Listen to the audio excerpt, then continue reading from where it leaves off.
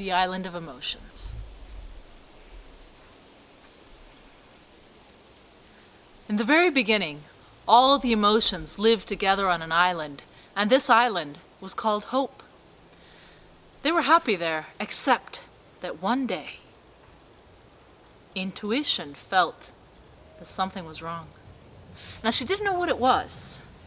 She couldn't quite put her finger on it, and so she asked her friend Wisdom, because Wisdom knew a lot of things. And Wisdom got together with Perspective, and they started making some calculations and noticing some things, and intuition had been right. There was something wrong. And they gathered everybody together to make the announcement.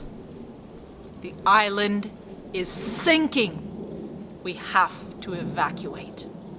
Oh no! Everyone cried. No, that's terrible. We're all gonna die, said Despair.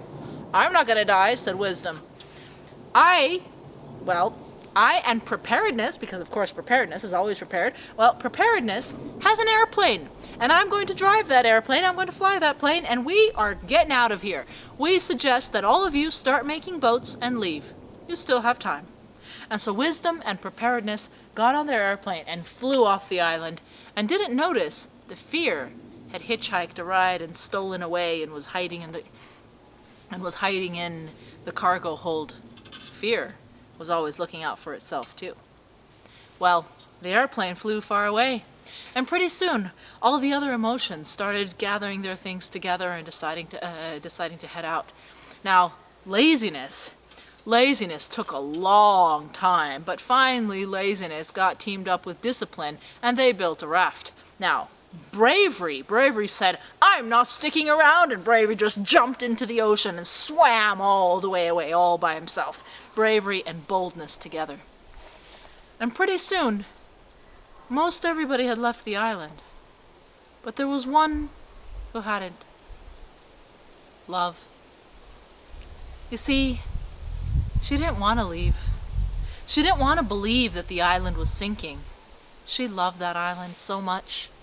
Every tree, every grain of sand. She had so many good memories on this island. How could she abandon it? No, it wasn't sinking. That couldn't be. But pretty soon she was the last one left. And she saw that, yes, it was. Pretty soon there were no beaches, because the water had crept all the way up to the line of trees. But Love said, well, that's all right. I can still live here, even without beaches. She was, after all, used to making sacrifices and compromises. It's just a little bit. I can give that up, she said. And so she continued, wandering around in the forests and listening to the wind and sighing when she thought of all the wonderful memories she had there. But pretty soon, the water started creeping up into the forest too. And she had to climb higher and higher. And it wasn't until she was at the highest part of the island and water was all around that she realized that yes, the island was sinking. And if she didn't leave, she would drown too. And she couldn't do that, because she couldn't let there be no love in the world. She knew that even though she wanted to hold on to this island with all her might, she was needed elsewhere. But now what could she do? It was too late. All the trees were underwater. There was nothing for her to build a raft with. Fortunately, however, someone was passing by. Oh, please, she cried out when she saw a boat passing by. Please, can you save me? It was Bitterness. Save you, said Bitterness. There's no room for you in my ship, and besides, I'm better off without you anyway. And Bitterness sailed off and disappeared. Love climbed up higher on the rock. And then there was another ship that was all bedecked with jewels and streamers and decorations. This was Vanity. Please, can you help me? Cried out Love. Vanity had come back because she had forgotten something. She always did. But when she saw Love, said, oh, I'm sorry, but no. No, no, no, no. I can't. You're all... It would look bad, if I had you on my ship. Sorry, I'm sure you'll find something. And Vanity left. Now, Wealth came by, and his gleaming, brand new, expensive ship. Can you help me? Said Love. No, said Wealth. I don't have room for you. And Wealth went off.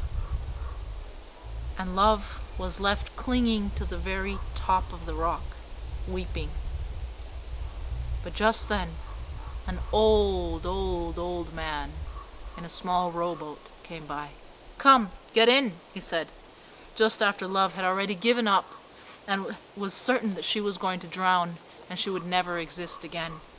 Get in, said the old man. She was surprised. She hadn't expected anybody to come back. Really? She said, yes, really, said the old man. Get in. And he pulled her into his little boat and rowed silently to shore. And she looked back, just in time to see the waves cover up the island forever. There will never be an island like that one again, wept Hope. Nope, said the old man, rowing. Never again. Oh, said Hope, having thought that he was going to comfort her in some way. Never again? Nope, he said. But it'll grow back. Differently, but it'll grow back. Hope always does. They rowed and rowed until finally they came to the mainland. And Love, still shell-shocked from everything that had happened, got down from the boat. She turned to say thank you, suddenly realizing that she'd never said thank you. She didn't even know who the old man was. She hadn't gotten his name. But he was gone, and she didn't see him anywhere. Oh no, she said. Just then she saw her friend Wisdom coming by. Love, cried Wisdom, holding her tightly. I'm so glad you made it. Yes, said Love. I was saved, but I don't know who saved me. Was it an old man? Said Wisdom. Yes, very old. Yes. That was Time, said Wisdom. He was the only one who could have saved you. The only one who can.